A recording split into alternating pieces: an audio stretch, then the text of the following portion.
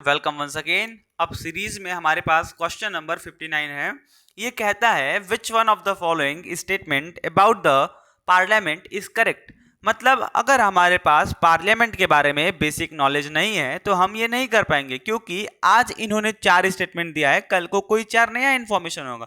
सो हमारा प्राथमिकता as a candidate क्या होना चाहिए कि जो भी इंफॉर्मेशन है एनडीए, सीडीएस या यूपीएससी एग्जाम के लिए इस टॉपिक के लिए हम उसको बढ़िया से कर लें, ताकि आने वाले टाइम में जिस प्रकार का सवाल पूछना है वो पूछे, बट हम उसको आंसर करें।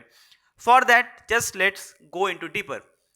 पहली बात, आप चारों ऑप्शन पढ़ लें एक बार स्क्रीन को पॉज करके। अब आगे बढ़ते हैं। Correct answer was a majority of member of Rajya Sabha are elected by system of proportional representation by means of single transferable vote. अब आप सभी को ये बातें पता होंगी।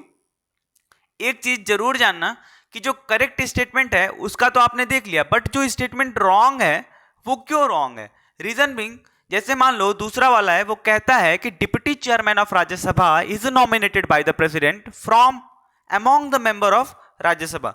बट सही मतलब गलत क्यों है? बिकॉज उसका रीजन आपके सामने है कि he is not nominated by the president, he is elected, right.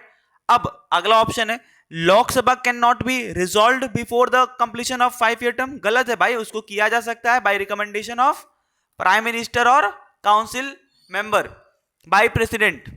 अब ये सारी बातें हैं, आपको पढ़ने का तरीका यही है कि कोई स्टेटमेंट अगर गलत है तो क्यों, और सही है तो वैसे भी सही है, but you must be knowing all the statement. अब मैं आपको जैसा बोला कि कोई टॉपिक है तो उसकी आपको पीएचडी आती है या करनी चाहिए, सो दैट आगे से वैसा क्वेश्चन आपसे गलत ना हो।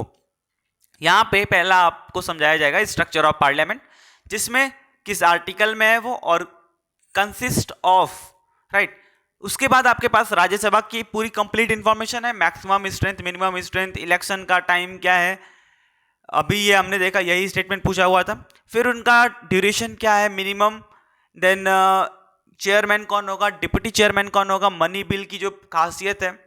फिर हमारे पास है लोकसभा के बारे में, किस आर्टिकल के अंदर है, मैक्सिमम स्ट्रेंथ, देन इलेक्शन, सारी चीजें, जैसे मिनिमम एज है, टेनर है, स्पेशल पावर है। फिर सेशंस ऑफ पार्लियामेंट, जिसके ऊपर इंडिपेंडेंट सवाल आता है, और ये जो वर्ड हाईलाइटेड है that is really very important. 3 session होता है हमारे पास, budget session, monsoon session, winter session. अब लॉ मेकिंग प्रोसीजर है, सबको पता है, ordinary bill, money bill, finance bill, ये सब अपने आप में इंपॉर्टेंट है। और कॉन्स्टिट्यूशनल अमेंडमेंट के ऊपर एक ऑलरेडी वीडियो आपने देखा, जितने इंपॉर्टेंट अमेंडमेंट है हमने उसका वीडियो दे दिया आपको।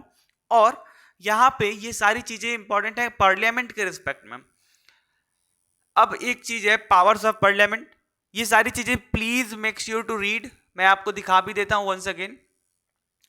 उसके बाद हमारे पास जो स्पेशल फीचर है ज्वाइंट सीटिंग की और एंटी डिफेक्शन लॉ, हमने ऑलरेडी देखा है लास्ट वीडियो में, ये इंपॉर्टेंट है। फिर हमारे पास की अमेंडमेंट रिलेटेड टू पार्लियामेंट, हमने लास्ट वीडियो में अमेंडमेंट देखा था, मोस्ट इंपॉर्टेंट। अब ये वो हैं जो important with respect to parliament है। 104 आपको पता है, 61 पता है, 52 पता है। अब ये देखो सबसे इंपॉर्टेंट कि एनडीए, सीडीएस और यूपीएससी किस चीज में इंटरेस्टेड है। They will ask who elects Rajya Sabha nominates member, या अभी तक जो पूछा गया है उसका ट्रेंड है। क्वारम पूछेंगे, मनी बिल के बारे में पूछेंगे, एनीथिंग अबाउट कहाँ से जनरेट होता है, कितने दिन तक वैलिड होता है। फिर ज्वाइंट सीटिंग में कौन हेड करता है, is preceded by, minimum age for Lok Sabha, Rajya Sabha भी हमने देखा। फिर 104th amendment, 52nd amendment, power of Rajya Sabha and anything. You will have to have these things, and this is last slide, that is comparison between members of Lok Sabha and Rajya Sabha on the condition member age tenure, कितने member इसमें होते हैं, इसमें इनका duration और minimum age क्या है, speaker कौन होगा, मनी बिल है, ज्वाइंट सीटिंग है, फिर एग्जीक्यूटिव कंट्रोल है। With this I would like to wish you all a very all the best guys, right.